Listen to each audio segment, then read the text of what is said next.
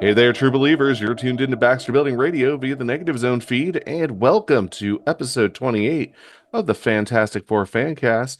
My name is Nate Charles, and I am your host, and I am joined today, as always, by my co-host. His name is Shane Murray. How are we doing tonight, Shane? A little tired, but not too bad. How about yourself?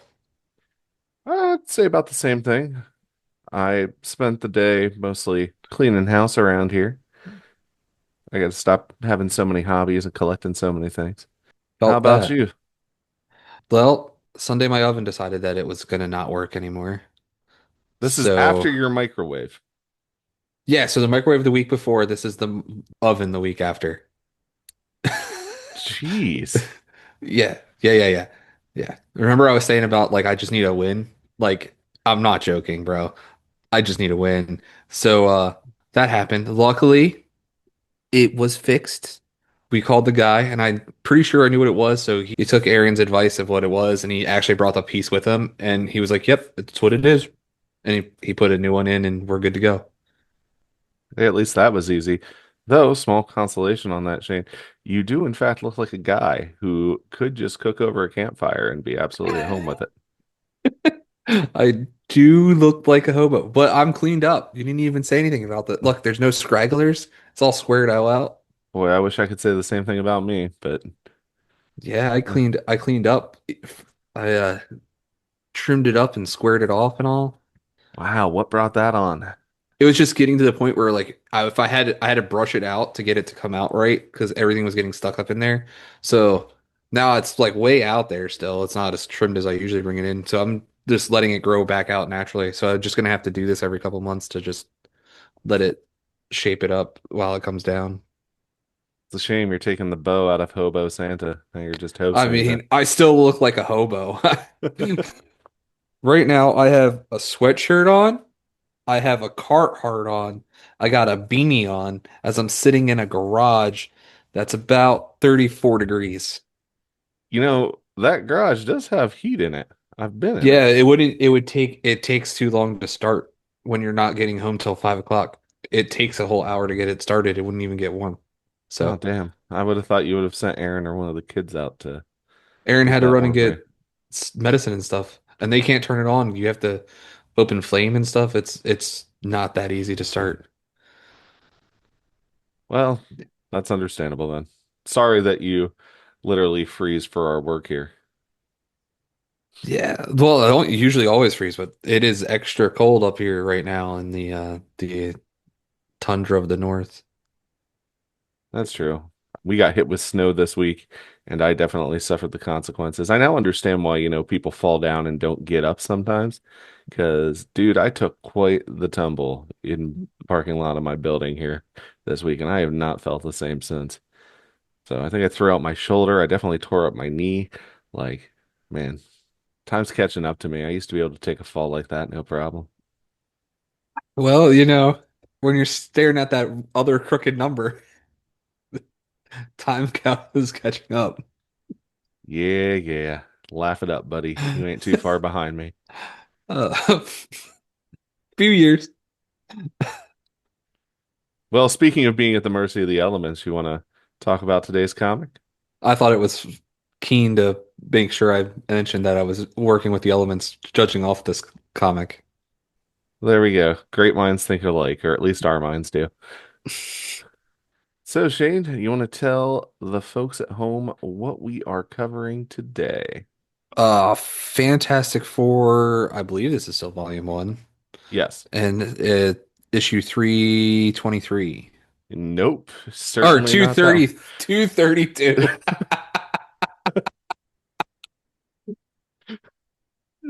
You had me really worried that you read the wrong issue for tonight, man. No, it's 232. Okay, yes. Fantastic Four, Volume 1, number 232. The actual first issue of John Byrne's well, actually not near, over 5-year run on this title. Cover date was July of 1981. Release date was a couple months before that, April 21st, 1981, with a cover price of 50 cents. Man, I wish comics still cost 50 cents today. They Right? cost 10 times that much now. They do. Yeah. All right, Shane. As per usual, I have looked up some prices for this issue via pricecharting.com for both the direct market and the newsstand price. Ooh. We will do our normal prices right rules guessing game on this, where you try to guess the value without going over for a graded 9.8 direct market copy. What do you think this has sold for? Hmm. I mean, it's a key issue because it's not a key issue, but it is a burn issue, and it's the first like real burn issue. I'm gonna say 750. And by that you mean $750? Yep, $750. Well, Shane, I hate to disappoint you. Yes. $71.38 Oh, is dude, the that's even great. That's perfect. Yep, that is the highest recorded value that I have here for a direct market graded 9.8 copy. How about the ungraded copy? If that one was 78, I'm gonna assume it's somewhere in the neighborhood of like It 18 was 71 by the or 71. 71.38. Yeah. I'm gonna guess somewhere in the neighborhood of 18 for the ungraded copy. Well, you know how you said you needed a win, Shane? You certainly did not find one here. $7.10. That's even better. Oh man. I'm so used to things being so much higher than they have to. This is so nice. Well, let's see if you're still elated by the newsstand copy. What do you think a graded 9.8 newsstand copy has sold for at Maximum? Uh, $75. Well, you're not over. It's actually $150.79. Fair enough. Now, how about the ungraded copy? 750. $7.50. $7.50. Because that is now two 750s that you've thrown out here, and they have both been completely opposite of one another. Unfortunately, you are over on that one. $4 for the Nice. newsstand copy ungraded. Nice little That's mixed bag there. Yeah, it is all over the place, but it's relative pricing. I like relative pricing. So, credits for today's issue. We have John Byrne, both writing and penciling this issue. Our inker for this issue is Bjorn Hain. Are you familiar with Bjorn Hain's work, Shane? No, I don't think so. Probably not. Oh, well, I hate to disappoint you, you most certainly are. Because go ahead and look very closely at the name Bjorn Hain, and you will realize it is an anagram of John Byrne, who also Oh, inked this issue. that's funny. Which is somewhat on theme, which we'll discuss here in a little bit. Colorist was Glynis Wayne, letterer Jim Novak, editor Jim Salicrup, editor-in-chief Jim Shooter. Shane, would you like me to read you a synopsis? I would love to hear a synopsis. Courtesy of Marvel Unlimited, we have fighting fire with fire. The Fantastic Four are attacked by the four elements: earth, air, fire, and water. Meanwhile, Johnny and Frankie Ray rekindle their old fling. Will she finally accept his hero alter ego? So, you caught up on who Frankie Ray is, Shane? I did Google that earlier. I did Google that, and if I was correct, I came across a name.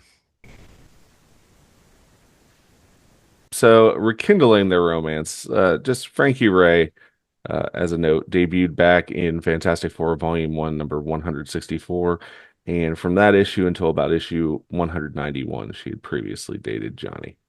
All right, Shane, would you like to take us through the cover of Fantastic Four Volume 1, number 232? Yeah, this cover is a very striking cover. You have all of the Fantastic Four with their legs kind of steaming slash on fire, coming out of a pot with all these candles lit with Diablo in the background, looking very menacing. The coloring, the way the inks are, it's just very dark on all of them except for Johnny, who's on fire. But the rest of them are so dark they look like they're tied to a stake, essentially falling into that pot. Then you have a beautiful corner box of all the faces of the Fantastic Four.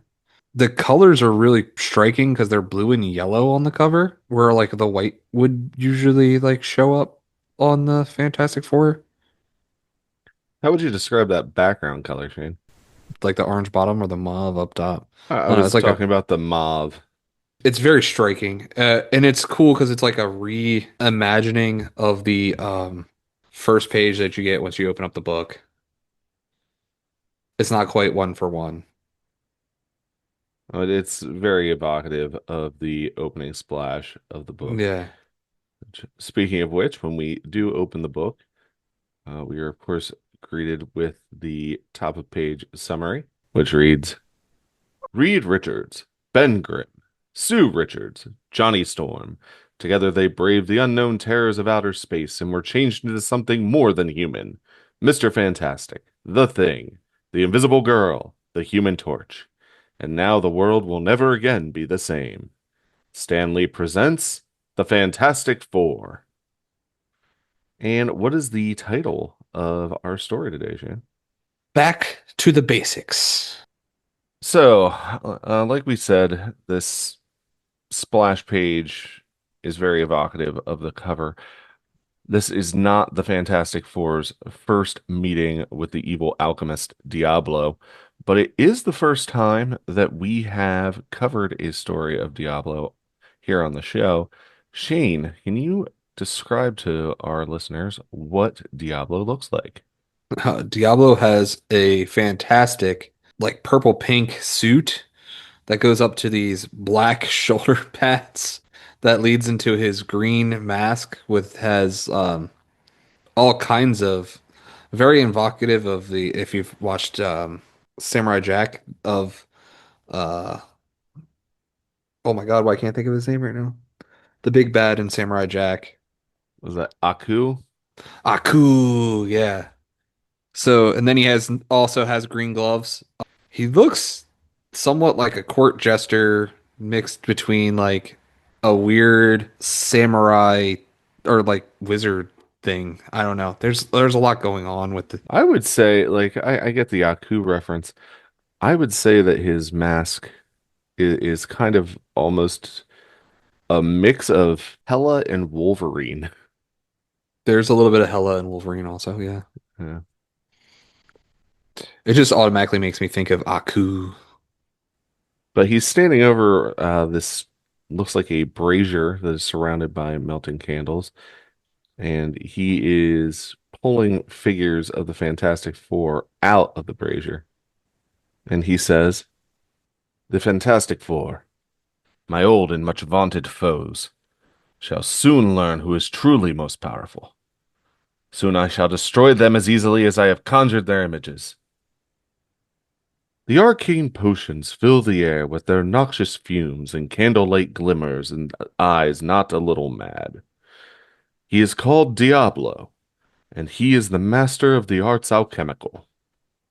And Diablo turns to a table next to him, which has some other figurines on them. Shane, what are we looking at here?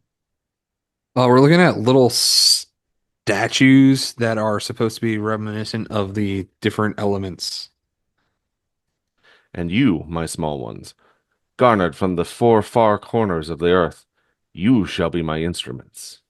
Through you, the Fantastic Four will meet their final, irrevocable defeat.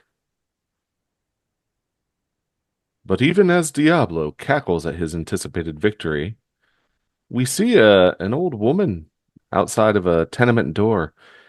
She's dressed in a green robe and has on some fuzzy slippers, and she's accompanied by a small cat. And she's banging on the door. Mr. Olbade! Mr. Olbade, you open this door! And when the door opens, describe the gentleman we see, We Shane. see an older gentleman that opens the door. He reminds me of the landlord from Three's Company. I can see that. Kind of looks like Ed Asner as Lou Grant a little bit here. Yeah, yeah. Uh, yes, Mrs. Mulligan. Is there some problem? What are those horrible smells? Are you cooking in your room, Mr. Olbade? Oh, No, Mrs. Mulligan, I wouldn't think of such a thing. Well, see that you don't. And as the meek little man closes the door, what happens here, Shane? He transforms back into Diablo. Now, you know how I said earlier that Bjorn Hayne was an anagram of John Byrne and how that was on theme? Yeah, In case you didn't notice, Old is an anagram of Diablo. As a matter of fact, it's just Diablo backwards. yeah, I got it. Vile woman, always prying, forcing me to waste precious potions on masking spells. But soon she will pay. Soon she and all her sniveling, snooping ilk will be crushed beneath my heel. Yes, very soon. And Diablo sprinkles another ingredient into his brazier of potions. I guess it's not a brazier, it's a cauldron. It's the word I'm Yeah, looking for. He moves quickly now, long tapered fingers sprinkling powders and crushing herbs, lips moving to the silent cadence of long forgotten tongues. Arise now, my little ones. Send forth your primal spirits. Seek out our enemies. Crush the Fantastic Four. And on that ominous note, we turn our gaze northwards to one of Manhattan's most exclusive beauty salons, and one of its most famous clients, Susan Storm Richards, the Invisible Girl. And we see a storefront for a salon named Casa Tindalini. And inside the salon, we see Sue with her hair in curlers and she has a drying cap on. And the gentleman who is her hairdresser says, Susie, baby, this new cut is going to make you look 20 years younger. Wonderful, Milo. I'm sure my husband will love being married to a child. I don't like that. we already found Nate's Grimm's Grumble for the issue. Okay. Oh, aren't we just too cutting today? Here, let me comb it out and you'll see for yourself. Isn't the Veronica Lake look a trifle passe, Milo? Shane, who's Veronica Lake? Oh my God. I roughly know who Veronica Lake is. Well, for the sake of brevity, Veronica Lake was an actress known for playing femme fatale characters in 1940s films noir, as they like to call them, particularly because of the way Milo is combing Sue's hair in front of her one eye. It's in reference to what was referred to as her peekaboo hairstyle.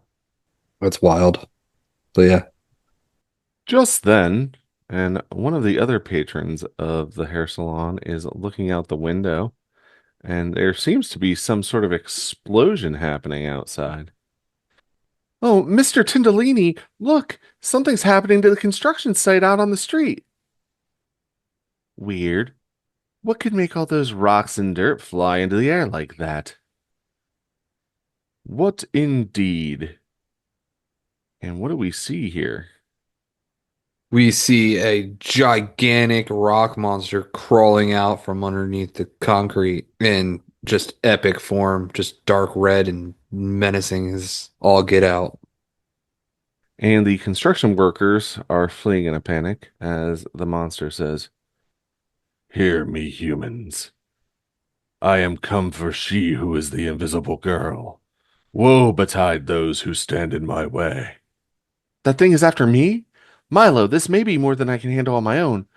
Will you call my... Sorry, Susie. You heard what that thing said. You're on your own, Milo says as he runs away.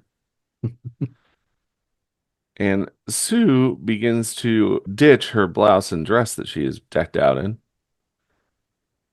Well, thank you, Mr. Tindalini. Good thing Reed suggested I practice control of my invisibility powers by keeping my uniform invisible under my street clothes. Now I can shed my outer garments without making the front page of the National Enquirer. And this rock elemental bursts through the storefront window. Get a nice crish as it breaks through the window. Susan Richards, I am come for you. It's so huge, so powerful. In some ways, it reminds me of the thing. Surrender, and your death shall be merciful and quick. And the elemental slams a fist into the wall, narrowly missing Sue, who is turned invisible. Turning invisible will avail you not. Maybe not tall, dark, and ugly, but if I can just reach my purse and FF signal flare gun. Foolish female, your powers are nothing against me. And what does the elemental do, Shane? Shoot out a giant like rock storm on top of her, engulfing her in dirt and stone.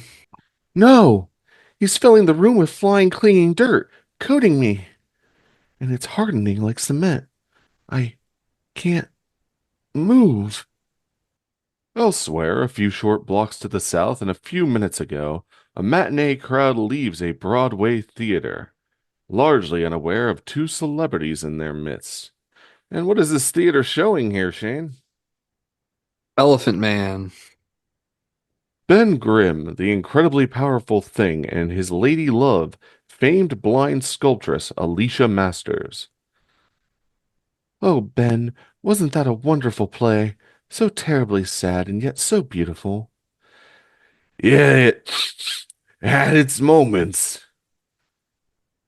And what happens to Ben here as he's sniffling into his handkerchief? He gets rained on. His parade gets wet real fast.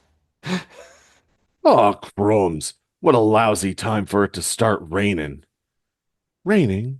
What are you talking about? It isn't raining, Ben. And we see that this storm is isolated to simply over Ben. Holy cow, she's right. The rest of the street is bone dry. It's only raining on me. Ben, Ben, what is it? What's happening? Before the startled thing can answer, the rain changes to something far worse. And what is said something? It's a giant water bubble that engulfs him. Water bubble. It's all around me, moving when I move. I'll drown unless. Ben, please, what's wrong? Why don't you answer? I was breathing out when this thing hit me. No more than a couple seconds of air left. Gotta keep calm. If I panic, I'm done for. Maybe if I dig up the sidewalk, I can find air, find a way out. And Ben begins to dig into the ground. It's no good. No matter how deep I go, this blasted water bubble's gonna stay right with me. There's gotta be a way out. There's gotta. Getting hard to think, to concentrate. My lungs feel like they're about to burst. No more air. No more. And as a blood red veil begins to draw closed across the thing's brain, high in the air over New York's legendary Central Park, a bright red comet resolves itself into the shape of a man named Johnny Storm, the Human Torch. There she is. At his unspoken command, the torch's flame diminishes and he drops towards the park. Better flame off out of sight. I don't know why my flame upsets Frankie so much, but it's enough to know that it does. So, exit one high-flying superhero, enter one love-struck young man. Frankie? Frankie Ray? Johnny, I half expected you to come swooping down blazing like a bonfire. And go ahead and describe Frankie Ray to us, Shane. She's got bright red hair, a yellow headband, and wearing a nice purple jacket with a black dress and purple boots. And how's Johnny dressed in this panel? Johnny is dressed to kill, man, in a nice blue suit with a looks like a button up, and on top of that, he has an undershirt that is blue. I'm I assuming believe that's that's the. his Fantastic Four uniform. I was gonna say I believe it's his Fantastic Four uniform, but the way it's cut, it looks like a nice little undershirt. But the four doesn't show out, so I don't know. This is certainly better than the clothes he was showing off in his info page back in Fantastic Four Volume 1, Number 8. Yeah, but it wasn't as cool as his clothes in 2003. Where's his? Where's in our episodes covering Human Torch, Volume 3. Yeah, you can check those out in episode 23 and 27. And you can also check out episode 26 for Fantastic Four Volume 1, Number 8. Johnny's had some wild taste in fashion. And so Frankie had said, I half expected you to come swooping down, blazing like a bonfire. No, I may be a little thick-headed at times, but even I get the message sooner or later. I'm a little surprised you agreed to see me, though. Why not? After all, we came dangerously close to meaning something to each other. Dangerously close? Is that all you can say? I was ready to rewrite my whole life for you, ready to quit the FF, ready to give up being the Human Torch. Doesn't that tell you how I feel about you? Johnny, please. There's more to it than that. So much more. How can I make you understand? You don't know me. You don't know who or what I am. Isn't it enough to know I love you, Frankie? What more do I? But before the torch can finish, what happens, Shane? a gentle windstorm kicks up around them and promptly around them specifically. I don't know. It doesn't look too gentle. Eh, it's not bothering anyone besides them. So a slight tornado on top of them too. A centralized locate tornado on top of Frankie and Johnny. What the? What's going on with the wind?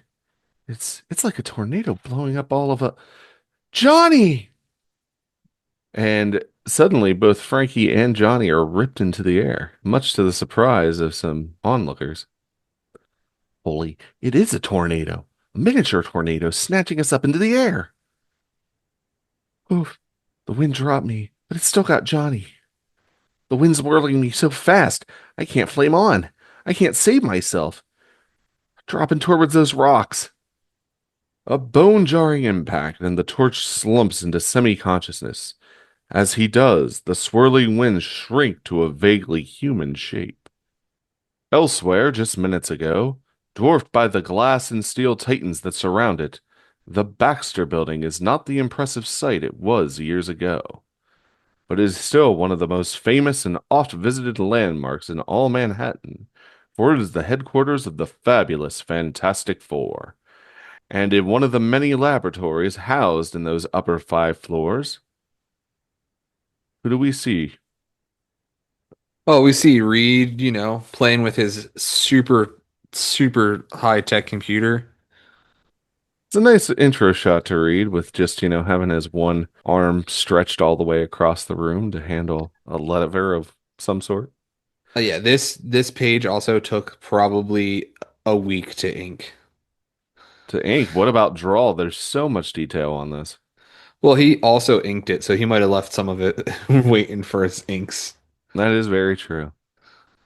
Reed thinks to himself, yes, my sensor devices indicate a definite influx of peculiar energies to the city, but the precise nature of those energies seem outside the scanner's capacity to measure.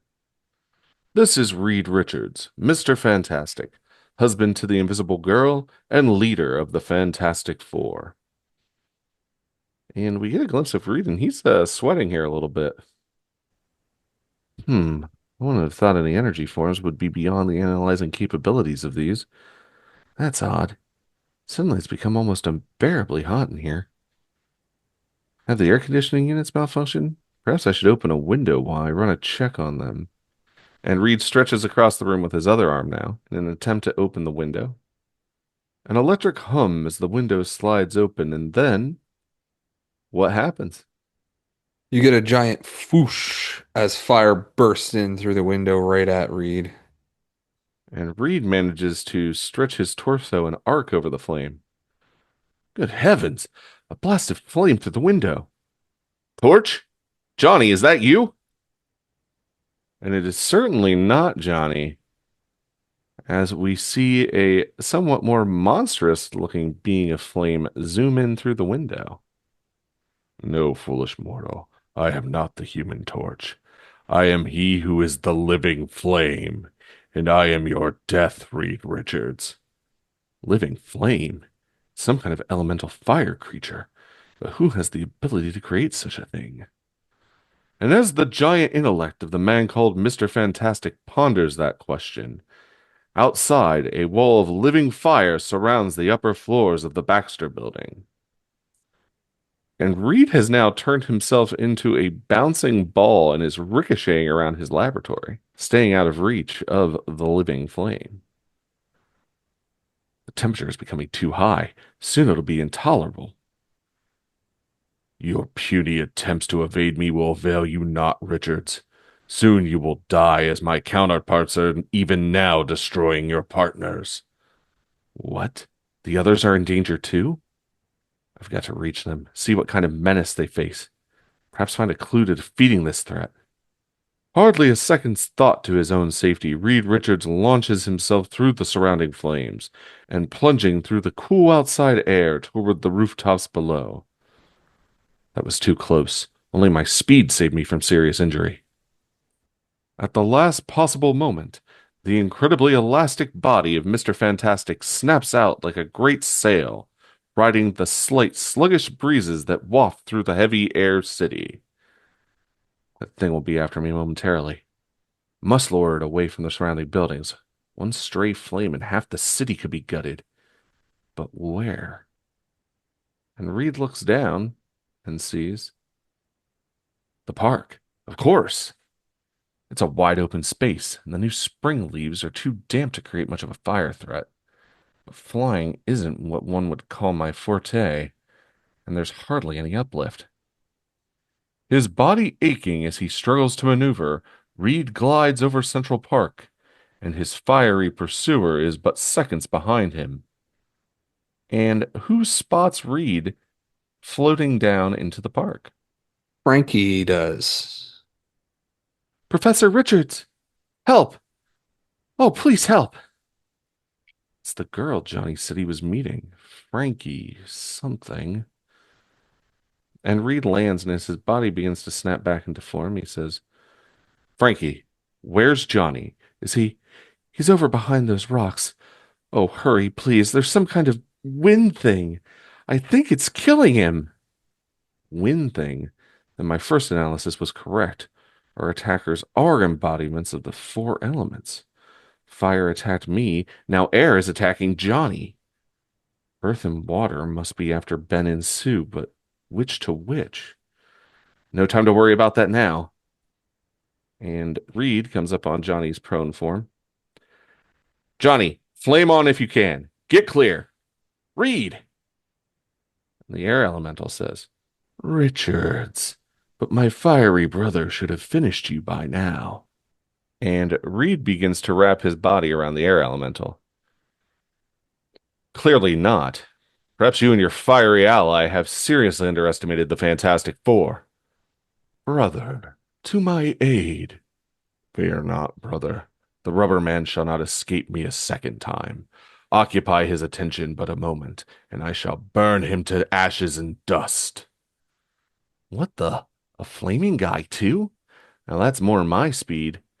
Flame on! And Johnny takes to the air to confront the fire elemental. Okay, hotshot. Let's see how big you talk when you're up against someone more in your league. The Human Torch. But my brother should have. No, stay away. Our master has forbidden us to battle our analogs. I'm not sure what that means, Flame Brain, but I don't do request. I must flee. I must seek our master's guidance. And the flame elemental takes off with Johnny in hot pursuit, while Reed thinks to himself, now it all begins to make sense. The flame entity has presented us with a potential avenue towards neutralizing them. I have to get to Ben and Sue to tell them. And to do that, I must feign weakness. And Reed begins to flee while keeping his body kind of, I don't know, how would you say it? He's kind of keeping it fluidly stretched around the air elemental, I suppose. Yeah, he's trying to wear it out by just stretching himself, thinking that I don't even think he thinks it. He's just trying to help lure him to where he wants to go, but doing it gingerly. Now, I simply pretend to flee, and hopefully the overconfidence of these creatures will set the stage for their undoing. Flee if you wish, Richards. My fiery sibling may have failed, but I shall prevail. And as Mr. Fantastic allows himself a discreet, grim smile, a few blocks away at Tindolini's Tonsorial Palace. Shane, what does tonsorial mean? I have no idea. Haircut place? You're not far off. So it does relate to hairdressing. Apparently, it was a term that was coined in the 19th century from Latin, from tonsorius, or even shorter tonsor, which was barber, and also from tonder, which means shear or clip. But yeah, I also did not know what that meant. I had to look it up. I was very curious. Oh, it means it's a very high-end barber shop. Apparently. Okie dokie. And we see inside where the invisible girl has been encased in solidified earth for less than 5 seconds when I did it. By expanding my invisible force field within the dirt, I freed myself. Only for a moment, Susan Richards. Your actions but prolong your final agony. Maybe, but they also allow me breathing space by generating a force field bubble to hold you back and propel myself into the street. And Sue lands outside the storefront window. Now, without the restrictions of being inside a building, I can use my power to best advantage. And since my power isn't much more than defensive against brute force like this, that means finding someone better equipped to fight this monster. The Thing. Pushing myself out of the store like that was an inspiration. I never thought to use my force field as a means of transportation before, but as long as I'm careful, I should be able to travel in much the same way the Iceman uses his ice slides. And Jim Salicrup has been nice enough to provide us an editor's note as to who Iceman is, Shane. Iceman is a former member of the Uncanny X-Men. Now, what theater did Ben say he was taking Alicia to? Shane, do you see the particularly noteworthy cameo in this panel here at the top of page 13, where Sue is utilizing her force field to gravitate down the street? Well, is it Mrs. Doubtfire? No, it is not Mrs. Doubtfire. In fact, this comic was, I think, 12 years before Mrs. Doubtfire Yeah, she was does released. look like Mrs. Doubtfire, though. Yeah. Now take a look in the upper left-hand corner. Oh, is it, okay. Whom is it supposed to be? Well, I believe that looks remarkably like Mr. John Byrne himself, illustrating and looking out the window as Sue flees from the rock elemental. And our scene shifts with a meanwhile. And what do we see now? We see the Thing still in that bubble, realizing he's about to basically drown or suffocate, whichever one happens to do it first. So he's trying to figure out a way out of his bubble, and he happens to spot a sports store. I've had it. No more breath in my lungs. Might as well give. Wait, that sports store with scuba gear. And because this is 1981, we also get an editor's note from Jacques Salicrup himself about what scuba stands for. Yeah, which is self-contained underwater breathing apparatus. You would never get that these days. No, you wouldn't. Summoning his final iota of strength, the thing staggers blindly towards the sporting goods shop. And we see inside there is a gentleman at the counter handing a scuba tank to his young female assistant. And Ben, of course, just bursts through the door, takes it right off his hinges. Here, Jan, put this tank on the. Holy! Unable to speak, too near totally collapsing to communicate by sign or gesture, Ben Grimm thrashes about the store. He is perhaps only seconds from death, and his terror builds to near tangible levels. It's the thing. Don, do something. He's drowning. Drowning? Yeah, I mean, I gotta. Oh, cripes. What can I do? Oh, for heaven's sake, Don, give me that scuba tank. She acts without thought of the danger in which she places herself, thrusting the life-bringing air hose into the thing's water prison. Oh. And then, as the thing drinks deep of the sweetest air he can remember, the bubble of water sluices off his rocky form to reveal what, Shane? The water elemental, Yeah, looking fairly humanoid in shape now. except for the three fingers. Yeah.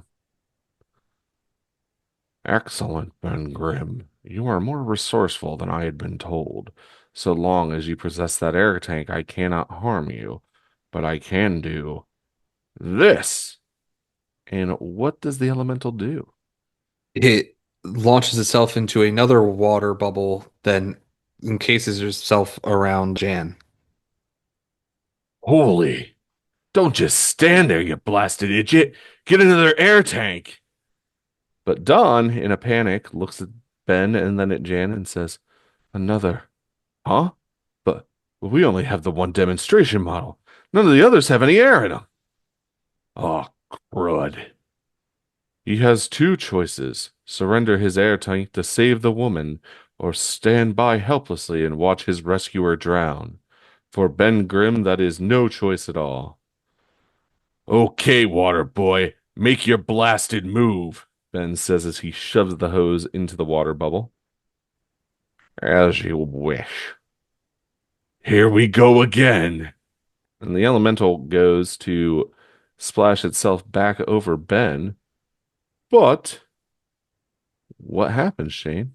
Something forms a layer of protection above him that the water elemental crashes into and falls around him like an umbrella.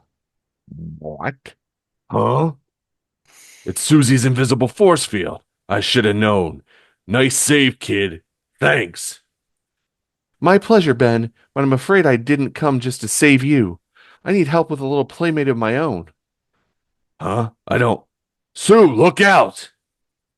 And the water elemental throws itself at Sue. Interfering female. Our master has not forbid me to attack. Yah! So the elemental gets stopped by a with a nice blosh as she makes a force field that protects her from the water elemental. Don't worry, Ben. My invisible force field can protect both of us. Way to go, Susie. Now, what were you saying about needing my help? You're not the only one who's had their day spoiled, Ben. Take a look outside. And as Sue envelops the water elemental in an invisible bubble, Ben looks outside and sees the earth elemental coming closer. It looks like it's carrying a vehicle in its one hand or tossing it aside. It looks like it's tossing it aside. Hey, now, that's more like it. Him I can hit. And Ben charges at the earth elemental and shouts, It's clobbering time! And Yeah. nails it into 1,000 pieces. Yeah, with a nice giant shoom. That's it? One punch and it turns into my Aunt Petunia's rock garden? Boy, they sure ain't building rock monsters the way they used to.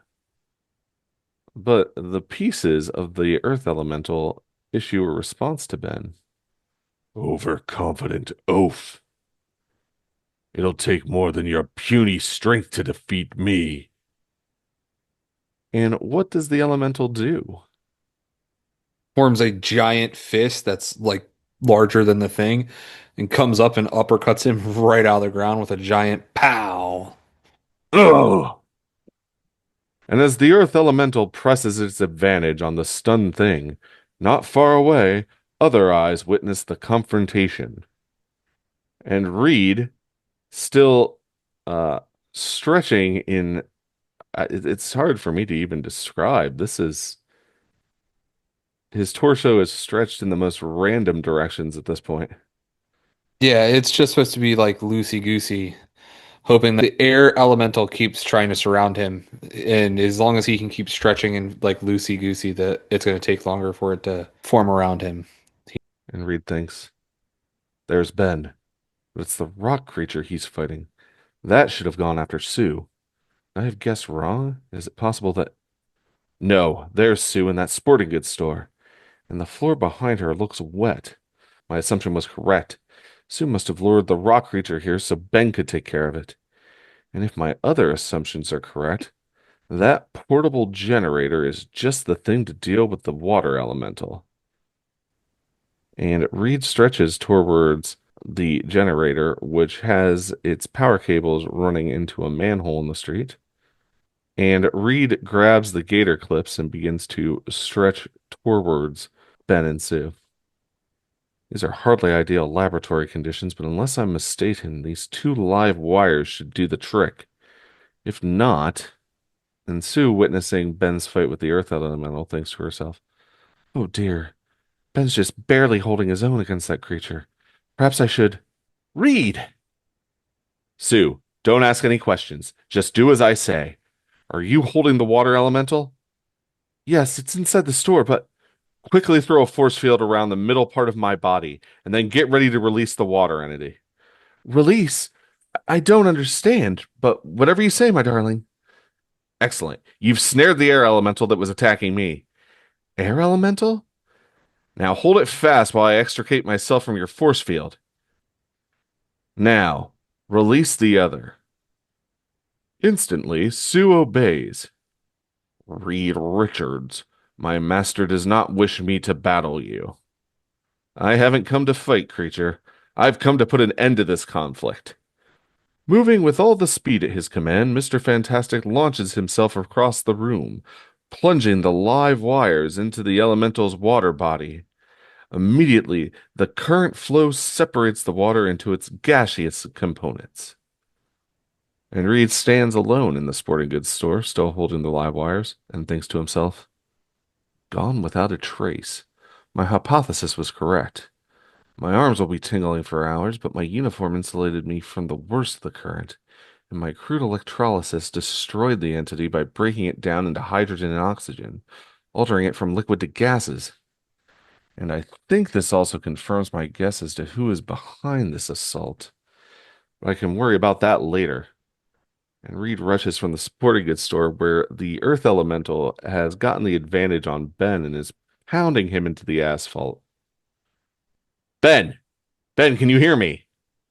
The key is transmutation. We have to force them to change their state of matter.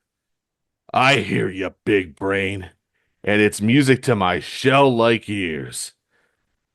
And what does Ben do, Shane? He reaches underneath the ground and pulls up a water main. Now hold that pose for a second, Rocky, because if I've got my big orange mitt on the right pipe, you're in for a bath. No! And Ben sprays down the earth elemental with a huge pressurized jet of water. And as the blasting water softens the elemental's earthen form to liquid mud, no! Holy spit! It's disappearing! You didn't tell me I was gonna kill the critter. Now, Shane, I'm gonna ask a question here. Ben seems very surprised about this, but he didn't seem too taken aback when his initial blow shattered this thing into a million pieces. No, he was not. I think he understands clobbering.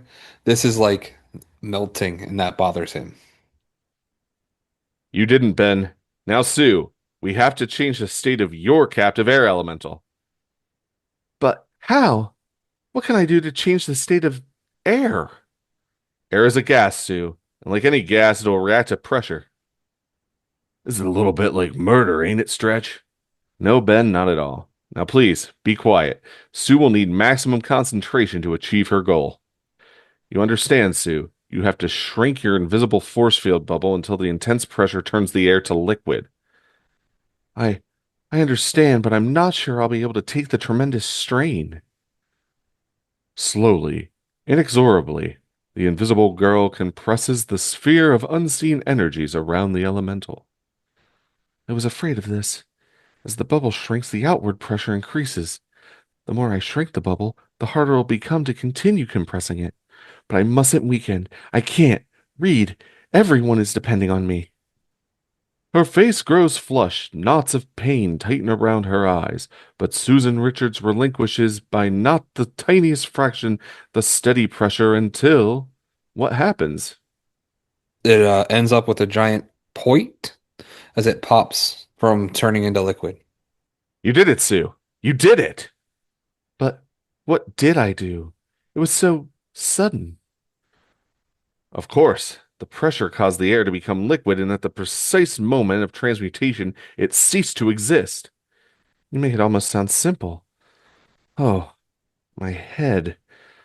I don't want to have to do that again for a million years. You won't, my darling. That's the last we'll see of these particular threats. It still seems an awful cold-blooded way of getting rid of bad guys. Ain't it against our image? It was no more cold-blooded than any scientific procedure, Ben. You must realize these were not living creatures. Oh, yeah? And just how did you figure that out, Sherlock? I'll explain later, Ben. For the moment, we have another concern. When I last saw him, the torch was in pursuit of the fire elemental. I have no idea where he is. Not only that, but since flame is itself a transitional state of matter, transmutation cannot be used against that entity. The torch is on his own. And our scene shifts to show the torch and what's happening between him and the fire elemental. They are like almost putting on a show between doing circles between the two of them as they're chasing each other through the city. Hey, Smokey, how much longer until I see how tough you are? So far, you've been a real bore. Insolent young pup. My master's command must now take second place. It is time you were taught a lesson. And the fire elemental hits the torch with a flame blast. Yow! I felt that. His flame is so much more intense than mine. That's it, John Storm. Waste even more of your puny flame in useless flight. In a moment I shall snuff you out like an obsolete candle. And it lets loose with another barrage of fireballs. And he can do it too. I don't know how much longer I can keep dodging. No, he's trapped me in shrinking bands of flame. The the heat. I've never felt anything like it. Now is the hour of your death, Storm. You merely generate a flaming plasma, while I am the living embodiment of all that is fire. I am flame. He is flame. That's it. That's gotta be it. But I've got to get higher, high enough to use my Nova Flame. A mile above the city, the torch halts suddenly, channeling every iota of his power into a single burst, a burst that rivals the energies of an exploding star. Fool! No degree of heat or flame can harm me. I am invincible. I wouldn't bet on that, wise guy. Hotter and hotter burns the torch's flame, as a miles-wide ball of fire explodes over the startled city below. And when the fireball shrinks away, the torch is alone and falling. And Johnny, barely aflame, careens towards Earth while thinking, my flame is almost exhausted, but it worked. My nova flare consumed all the oxygen for a mile around. Without oxygen to feed his flame, the elemental burned himself out. Now all I have to do is save my own skin. Gotta keep a flame just enough to guide my fall into the river. And he hits with a giant splash. And Johnny resurfaces and waves down a tugboat. Did it! Now, if I can just catch the attention of the crew of that handy tug. Hey, guys! One wet member of the FF in need of a lift home. Look it! I was right.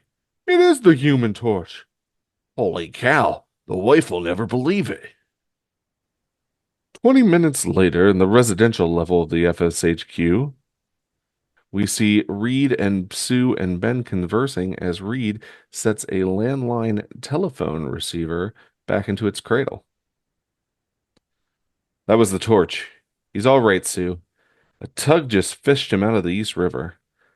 Then he must have defeated the flame creature without our help.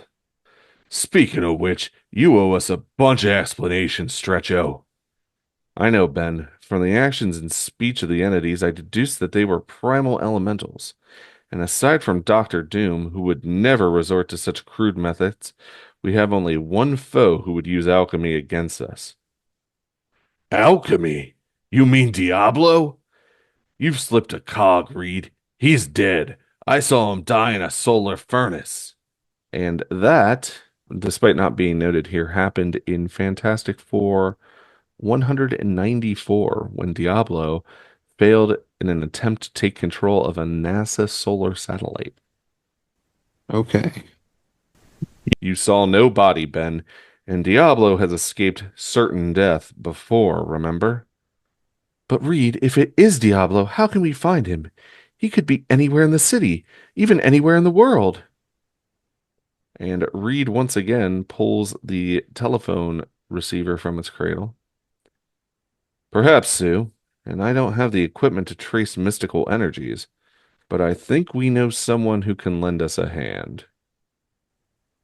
So, as a clear spring night enfolds the city, what do we see, Shane? Well, it's Diablo in a trench coat trying to sneak out of his apartment building. I can wait no longer. My elementals are long overdue to return. But I still possess the statuettes. There will come another time. Or will there?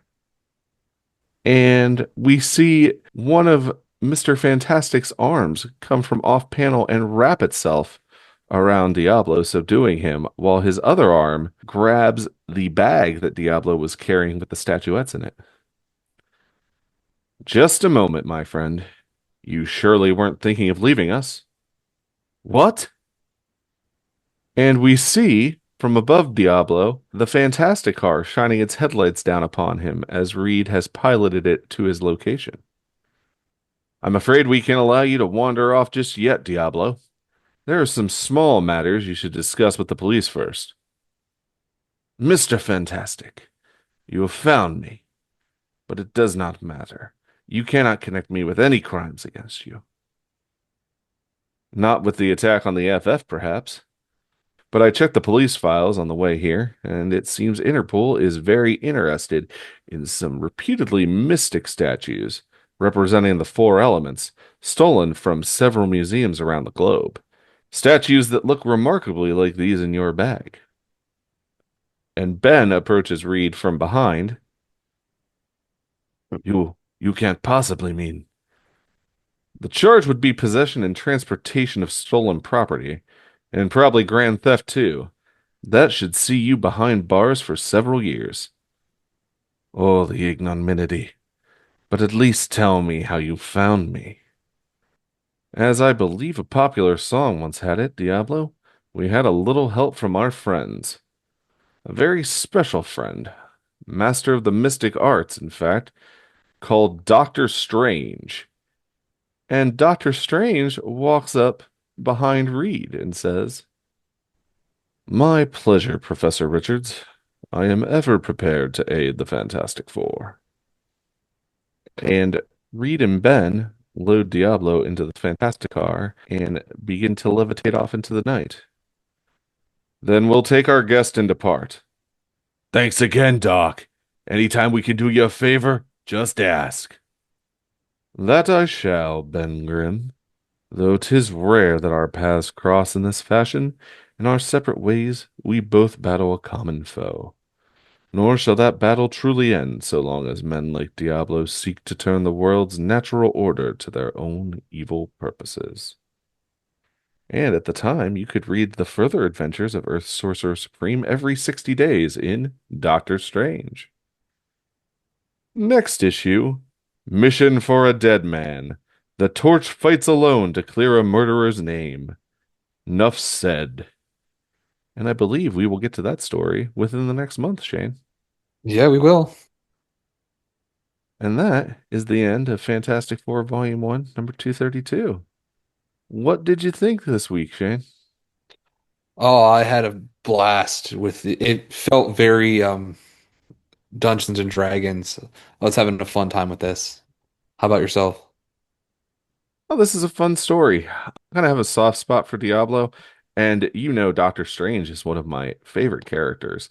So having him show up in the story was a special treat for me. Yeah. Yeah, when I was reading it, I was like, "Oh, look, Doctor Strange showed up. Nate's gonna have a good time with this." But yeah, it was an auspicious debut for John Byrne here as the regular writer and penciler on the series, not just doing like a one-shot story. So, Shane, you're first up for the Fantastic Four of the week with Fantastic Frame. What do you have for this issue? I have page 14, panel 3, which is when Jan is covered in the earth, the water elemental bubble, and Ben and what was his name, Don, are having that discussion about get me another piece of scuba gear, and the guy's like, I don't have it, and Ben's like, oh man, I have to use the scuba gear that's protecting me to protect a civilian because I'm not gonna let her die to save myself. So, literally, when Ben is just saying, "Oh, crud." The all crud part was like the thing that sold it for me. I was like, yep, all crud. What Interesting about choice. Why did what that about you? resonate with you?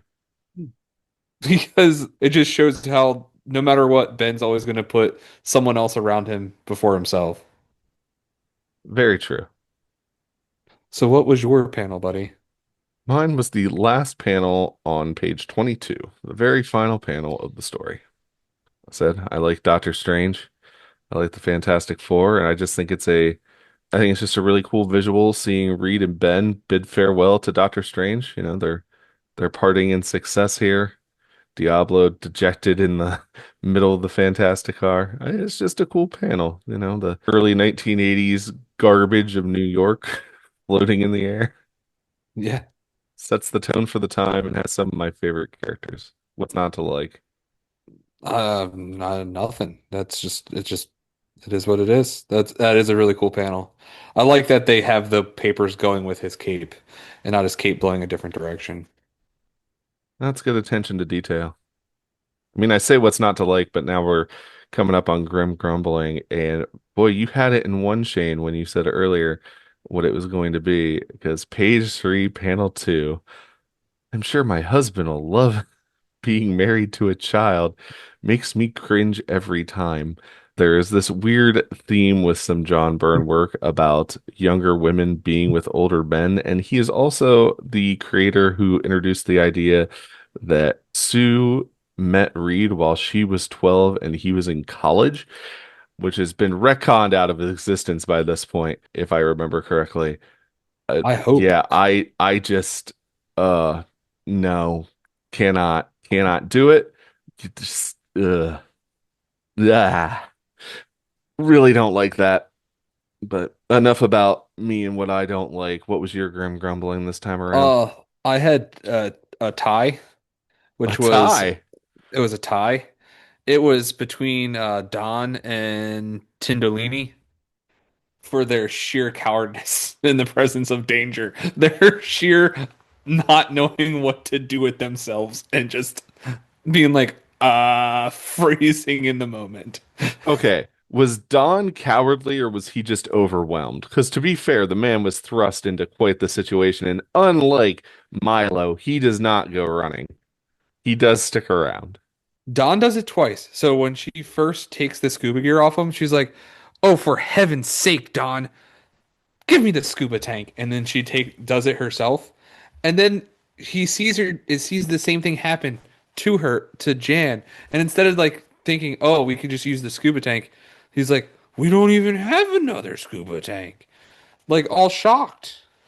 Well, I mean, that's the thing. He didn't have another scuba tank to give them. Yeah, but So yeah, they he could have already just and stole Ben the one off has the thing. he could have stole the one off the Are you who's stealing anything off Ben Grimm? It happens all the time in all the other stuff we read. Ben's losing his stuff all the time. Okay, who in their right mind is stealing anything off the thing? All right, fair enough. Well, this guy's clearly not in his right mind anyway. So I will give you Milo on this. I'm taking some umbrage with your choice of Don here. Don is just a normal guy who's in over his head real fast. I And really put freezes like an idiot is what I uh, put on in my notes. whereas Milo goes, "Oh hey, my client and friend, screw her," and runs off. Yeah, not great either one. Uh, Oh, what about your cosmic cliffhanger for this issue, Shane? well, we're gonna go to page 6, and we're gonna go to panel 2. Really? Well, we might as well just knock this out together because that is also my choice for cosmic cliffhanger this issue. It's page Is 6, it? panel 2. Yep. Ben's all alone and he's out of air. And for me, I picked this because, like, don't get me wrong, the idea of dying in any sense is not pleasant, but there's something that makes me particularly anxious about the idea of drowning. Drowning seems terrifying, but there was two because there I had a runner up, which was page 14, panel 6, which is when Sue first protects him with the bubble. I think you made the right choice with the initial one. But this was just like this one just stuck out like it had to be this one. Yeah, I mean, this is mortal danger, mortal peril. So I think this is the correct choice. Well, we tied for that one. So let's get down to your MFP, buddy. So my most fantastic player for this issue, I have a feeling is not going to be a surprise. It's Reed. I mean, he figures out what's going on, devises how to defeat at least three of the four elementals, and then on top of it is the one who has the idea to recruit Doctor Strange to be able to track down Diablo. Out of everyone in this book, he probably has the most moments to shine. I mean, Sue does some cool stuff in here as well. She probably would have been my runner-up. And then Johnny, of course, figuring out how to defeat that flame elemental on his own was a cool moment. But yeah, Reed, I think, has the most impact on this issue. Not gonna have any arguments here, buddy. That's the also had Reed. I said Reed for figuring out that they're elementals and figuring out how to disable them one at a time, pretty much, and also figuring out that it was Diablo. And of course, like I said, I think what puts him over the top is bringing in Doctor Strange to track him down. So yeah, fun issue. Really liked it. And for those of you who would like to read this for yourselves and look at the wonderful artwork of John Byrne in the process, if you're across the pond in the UK, there was Marvel Action Volume 1, numbers 9 through 12, which were published between May and June of 1981. And then the first reprint here stateside was in Marvel's Superheroes Magazine number 1 in October of 1994. Today, I enjoyed reading this out of the Fantastic Four by John Byrne Omnibus, Volume 1, which was released in November of 2011. It is also included in John Byrne's Fantastic Four Artist Edition, Volume 1, published by IDW back in June of 2013. A couple years ago, in September of 2018, there was a True Believers copy of this comic. Fantastic Four by John Byrne, number 1 was what it was titled, which was available for $1. One whole dollar, Shane, twice the price of the original book, and a fifth of the price of what a comic goes for these days. You can also find it in Marvel Masterworks Fantastic Four, Volume 21 from December of 2019. And you'll be excited for this one, Shane, because there is an upcoming Epic Collection, which is Fantastic Four, Volume 13, Back to the Basics, which is dropping in February of 2026. Yeah, I saw that drop on the near mint condition or collectibles, whatever that YouTube page is. They do their early previews, and I saw that was coming out, Of course, you can also read this on Marvel Unlimited. which is where I read it today. Yeah. Well, Shane, are you curious as to what we are doing next week? Yeah, I am curious in what we're doing next week. So, a little bit of a change up. I'm really excited for this. We will have a special guest next week. Next week, we will be joined by One World Under Doom cover artist, Ben Harvey. That's pretty cool. Our Yeah, our second guest artist, I guess, on the cast. yeah, absolutely. Very excited to talk to Ben about his work with Marvel Comics and particularly how being a cover artist works. I've often had a lot of questions, especially in modern times, as to how in the know cover artists are as far as plots of books and whatnot. So, but yeah, he has a very distinct style. It'd be fun to hear him talk about that, find out how he got into the industry, and see if he can share anything else that's coming our way. Yeah, I'm excited to talk to him. We talked to him briefly a couple weeks ago in person, so it'd be nice to sit down and have a more in-depth conversation, I guess. Absolutely. So, yeah, join us next week for our interview with Ben Harvey. Once again, true believers, as always, your feedback is incredibly important to us. We'd highly appreciate it if you would leave us a 5-star review on Apple. That helps the show a lot, or a comment or a review via Spotify. You can subscribe to us on your preferred listening platform so we show up in your feed each and every week. You can join us on Facebook at the Fantastic Four Fancast, where we encourage you to engage in FF-related discussions and share Fantastic Four content. We only ask that you adhere to our group rules, the most important of which is being respectful of your fellow group members. We're also on Instagram at Fan4Fancast. That is FAN, the number 4, FANCAST. And finally, you can contact us by email at fan4fancast@gmail.com. That is FAN, the number 4, FANCAST at gmail.com with any feedback or suggestions or questions. Any of this stuff we may read on the air. If you do not want us to, please just let us know and we won't. Shane, any final thoughts for this week's episode? No, I'm really glad that we finally got started into the burn run because I've read bits and pieces of this and I'm really excited to get have like a more complete telling of it. Absolutely. I'm right there with you. And my favorite superheroine eventually shows up in this run consistently. So, Ah, yes. She does. but She does. we still have a bit before that. And I'm sure there's plenty of fantastic stories between here and there. I'm actually Oh, really interested to see if more Nova shows up. oh, for sure. Absolutely. Thanks again for joining us, true believers. For Shane Murray, I'm Nate Charles. We'll hope you join us again next week. And until then, stay fantastic.